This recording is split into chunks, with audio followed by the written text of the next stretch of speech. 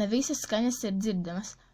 Skaņu dzirdēt ir iespējams tikai tad, kad tās avota svārstība nav pārāk reta vai arī pārāk bieža.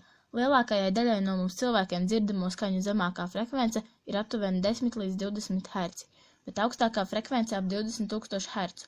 Diemžēl cilvēkam novecojot samazinās spējas atdzirdēt augstākās frekvences. Cilvēki skaņu uztver ar ausīm, gaisa daļiņu kustība iesvērsta ausīs bungādiņu.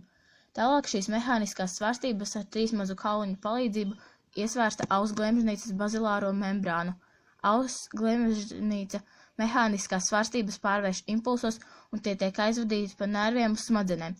Cilvēku un vairums dzīvnieku skaņas uztver ar ausīm. Tās skaņas svārstības pārveido īpašos signālos, kas pa dzirdes nervu nonāk galvas smadzenēs, radot dzirdes sajūtu. Skaņas izraisītās auss bungādiņas svārstības ir ļoti mazas.